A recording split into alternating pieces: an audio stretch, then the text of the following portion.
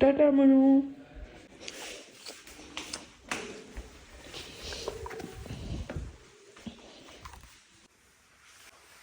ऊपर देखो तो ना।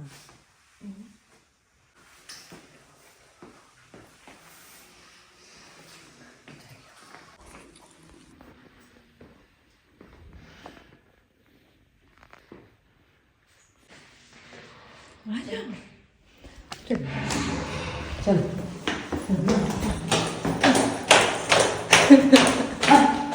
बाय मनु। अपसेट हो गया।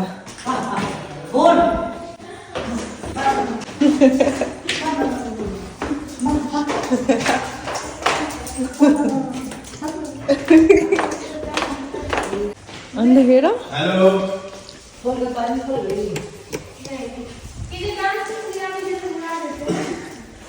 हाय।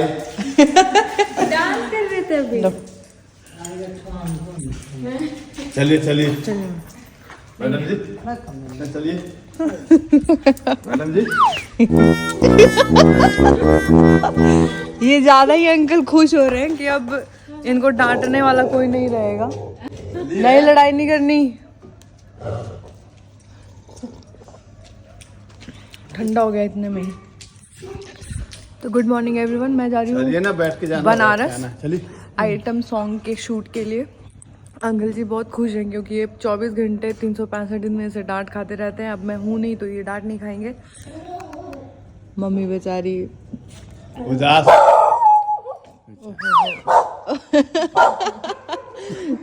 मनु चलो चलो। मैं फिर भागते भागते चलो। नीचे से चलो। बोल्ट की भी लड़ाई छिड़ने वाली है। अरे अंकल नहीं, अंकल बोल्ट इधर आओ, इधर आओ। आवारा गिदड़ भपकी देता है। क्या दोनों में कोई भी नहीं लो, वो सो रहे हैं। खुश रहता था। चलिए चलिए, डबल खिड़की और ठीक से रहना पिंकी।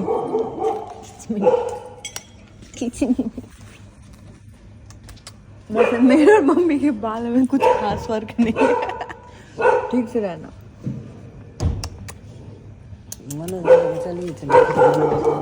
हाँ काय के लिए तो टाटा बेटी, टाटा मेरी बेटी, टाटा मेरी छोनी बेटी। हाँ लेंगे, ठीक है। जय श्री गणेश। चलिए टाटा मम्मा। ठंड से सुबह रही है तो उसको टाटा काहे के लिए कर रहे हैं? अंकल ठीक से रहिएगा, ठीक है। मेरे को क्या चीज के टेंशन है भाई। अच्छा दारू पी के पगलाइएगा मत जाना। अंकल जी घर चले गए थे बोरिया बिस्तरा बांध के एकदम फुल सुबह के, और शाम में आ गए दांत फाड़ते हुए। गए थे मरनी में आदमी के, जिंदा में आए चलिए अब मैं आपसे मिलती हूँ स्टेशन में, और मैं आज आप लोगों को दिखाऊंगी वंदे भारत ट्रेन। पता नहीं इधर है स्टेशन, मुझे ज्ञान मत दीजिए, बहुत इरिटेट करते हैं ये। हाँ 16 के बाद आए थे आप, पता नहीं क्यों। उधर चलिए तो इधर तो चलिए।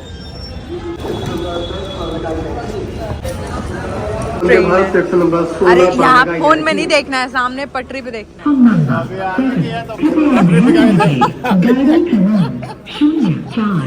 आ गई, दांत फाड़ रहे हैं वो देखिए। वाराणसी जंक्शन वंदे भारत एक्सप्रेस अपने निर्धारित समय 6 बजे प्लेटफॉर्म क्रमांक 16 पर जाएगी। 02 new Delhi Rani Kamlapati Shatabdi express by Mathura junction Bhopal junction में depart at its scheduled time 6 hours from platform number 1।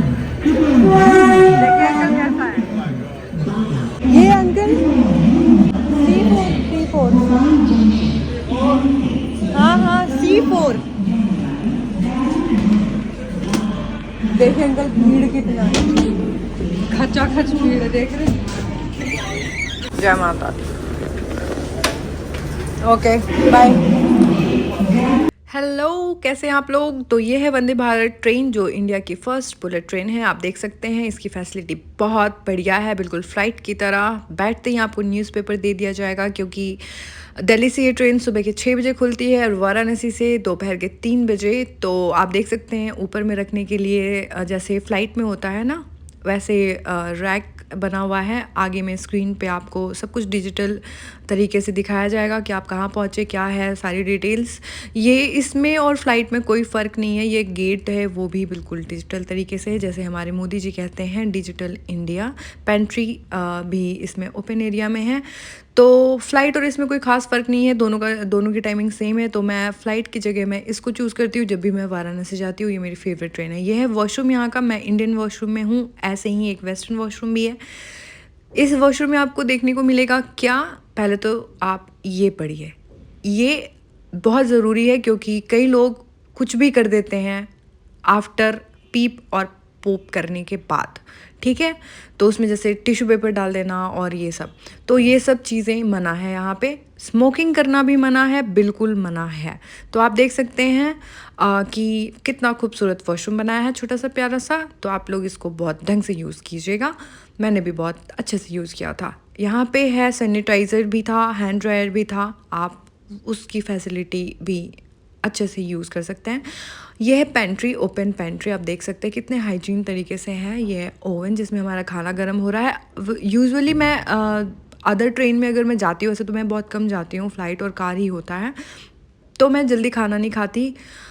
Air hostess की जगह की तरह यहाँ पे भी होस्ट आपको देखने को मिलेगा, मेल और फीमेल दोनों, बोथ, और वेल ड्रेस्ड और बहुत वेल मैनर्ड तरीके से ये बात करती हैं और चीज़ें सर्व करती हैं। तो हाँ, तो मैं क्या बोल रही थी आपको, हाँ, तो मैं खाना हर जगह का प्रेफर नहीं करती, पर मैं इस ट्रेन का खाना बहुत पसंद करती हूँ क्योंकि सब कुछ फ्रेश होता है, बहुत ज़्यादा फ्रेश होता है। तो वॉशरूम यूज़ करने के बाद मैं आई तो मैंने हैंड सैनिटाइज़ किया। कोविड के बाद से ये आदत लग चुकी है और ये बहुत अच्छी आदत है, तो आप लोग भी इसको ज़रूर फॉलो करें, क्योंकि हाइजीन हम जितना रहेंगे, अपने आप को रखेंगे, उतना ही कम है आज की डेट में। उसके बाद चार्जिंग फैसिलिटी भी है इस ट्रेन में, जो सीट के नीचे ही है, और एक डस्टबिन बना हुआ है जो आपके पैर के सामने रखा होगा।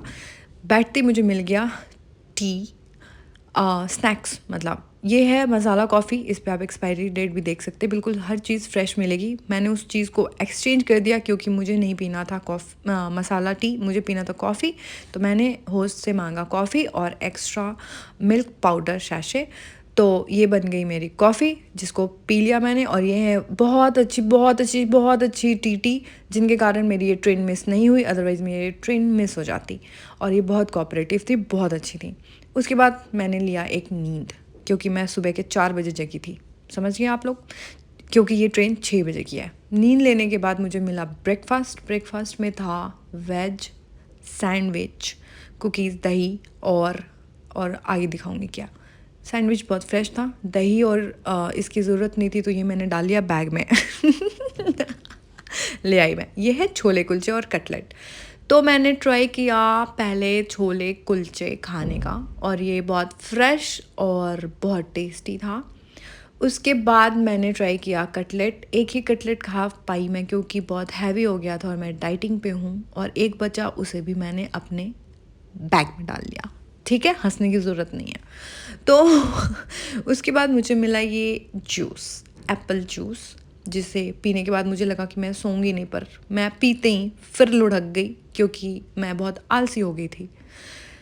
नींद लेने के बाद फिर मैंने सोचा चलो अब तो ब्लॉग एडिट कर लूँ, लेकिन ब्लॉग एडिट करने के टाइम पे, जब भी मैं ब्लॉग एडिट करती हूँ 2-3 बार तो मैं सो ही लेती हूँ। उसके बाद पहुँच गए हम कानपुर। इस ट्रेन की खासियत है कि ये बहुत लिमिटेड जगह पे स्टॉपेज है इसकी।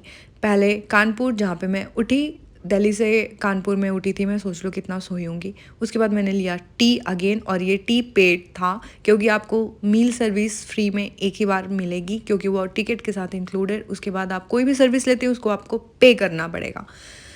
तो कानपुर से चल चुके हैं हम, और नेक्स्ट स्टॉपेज होगा ये इलाहाबाद, और उसके बाद वाराणसी।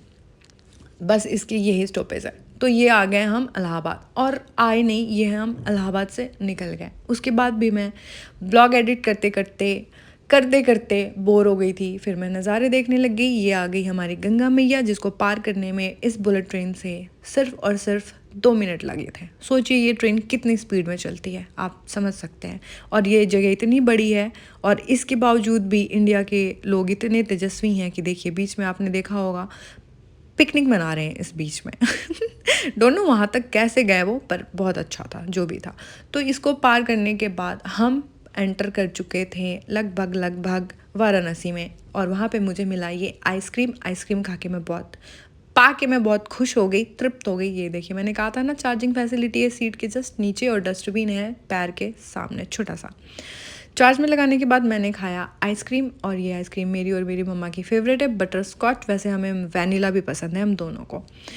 तो जी हम लगभग पहुंचने वाले थे वाराणसी, बिल्कुल टच पे, और मैं बहुत खुश थी, एक्साइटेड भी, क्योंकि मैं काशी विश्वनाथ जी के दर्शन के लिए शूटिंग से ज़्यादा एक्साइटेड थी। और ये हम पहुंच गए वाराणसी, जहाँ पे अफरा तफरी मच गई।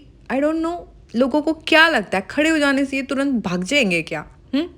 पता नहीं क्यों भीड़ लगा देते हैं, उतरना तो है ही। और यहाँ पे आ गई मैं बाहर स्टेशन से, और मुझे लेने के लिए आए थे हमारे ब्रजेश टाइगर जी। क्या भरी हो जी? इसमें वो चीजें हैं इसको बचाना जो मुझे पता है कि ऑन सेट मुझे नहीं मिलेगा। जैसे लास्ट टाइम जो प्रॉब्लम हुआ था ना,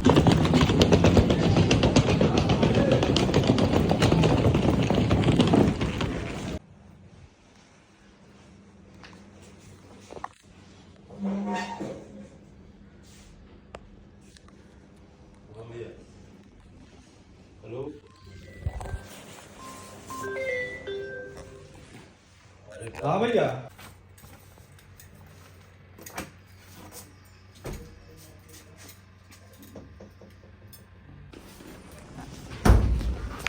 कहाँ घूम रही हो?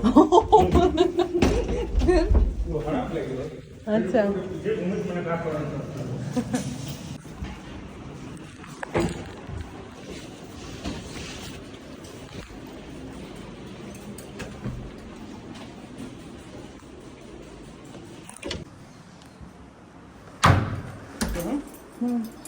हाँ, मेरे को क्या करना है?